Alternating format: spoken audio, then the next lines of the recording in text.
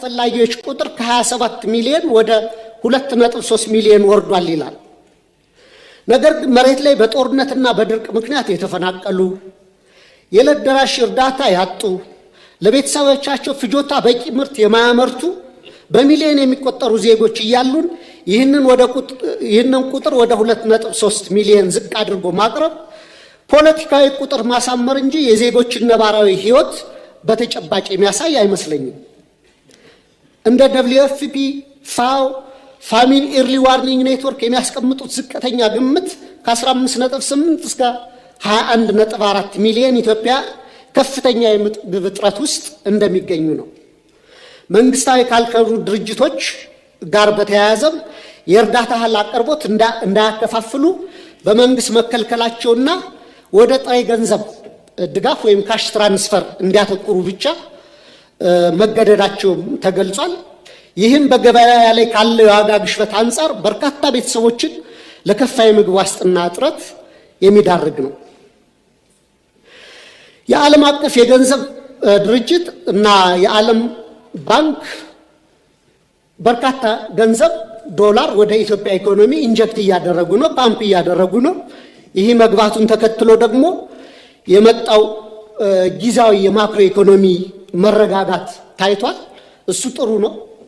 የፎሬን ከረንሲ ሪዘርቭ ማደጉ የማክሮ ኢኮኖሚ አመላካቾችም በተወሰነ ደረጃ መረጋጋት ማሳየታቸው መልካም ጅማሮ ቢሆንም የተገኘው ለውጥ የኢትዮጵያውያንን ህይወት በተግባር ካልቀየረ ዘላቂ ትርጉም አይኖረውም።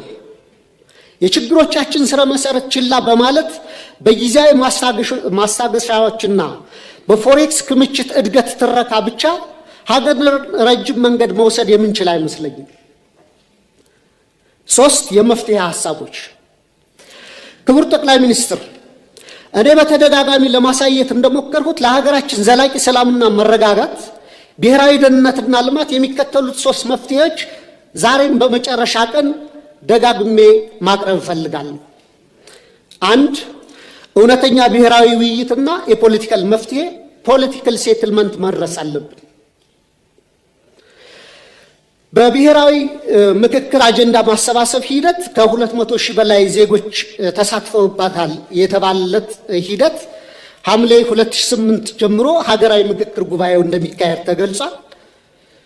ይህንን አንደኛ ከመንግስት የፖለቲካ ተጽዕኖ ሙሉ በሙሉ ነፃ ማድረግ፣ ሁለተኛ አሁንም ተቻኩለን ሂደቱን ለመጨረስ ከምንሯሯጥ ይልቅ ሁሉንም የታጠቁና ያልታጠቁ የፖለቲካ ኃይሎችን ያካተተ እውነተኛ የምክክር ሂደት ማድረግ ያስፈልጋል ብዬ አስባለሁ።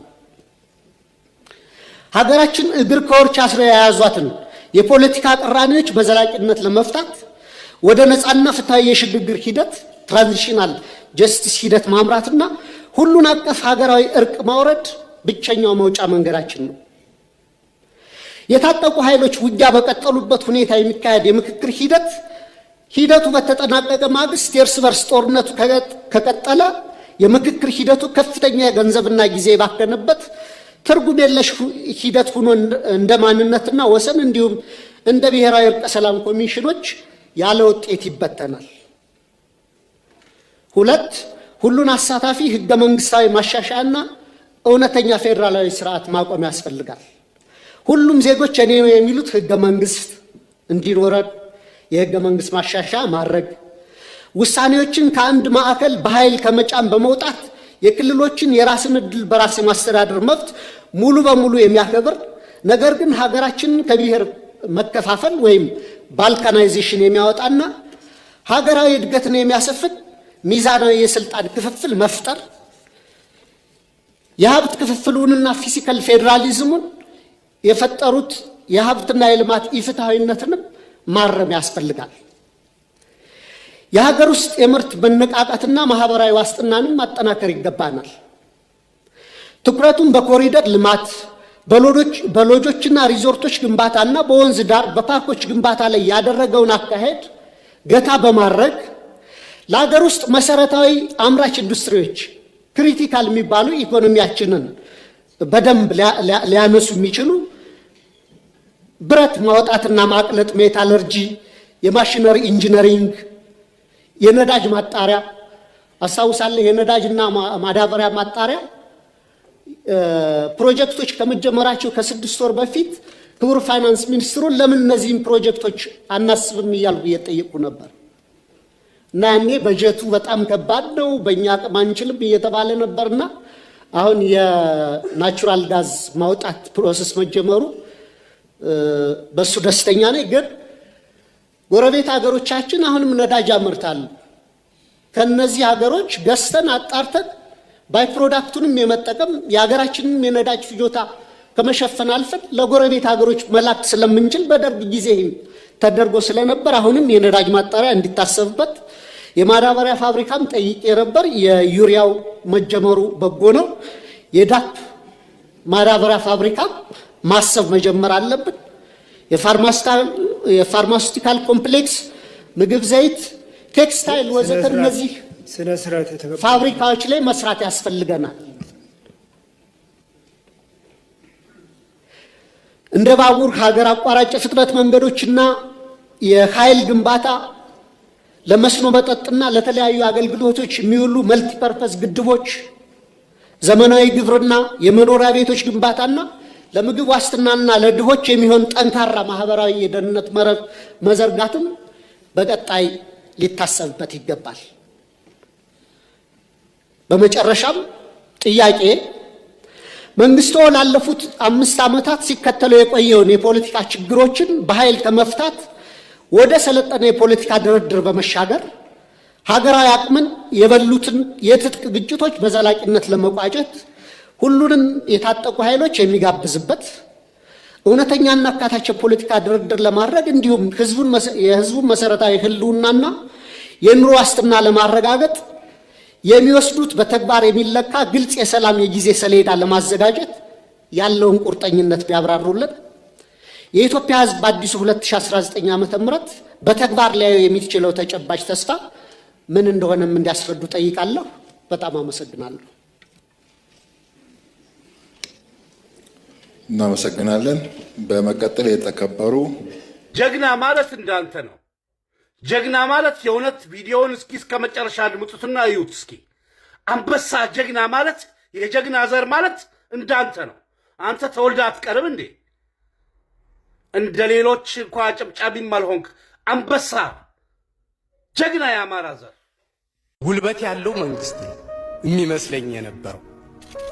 ጉልበት ያለው ህግ ነው የሚመስለኝ የነበረው። አሁን ግን ጉልበት ያለው ህገ ወጡ በየትም የሚጨፈረው ቡድን ሆኗል።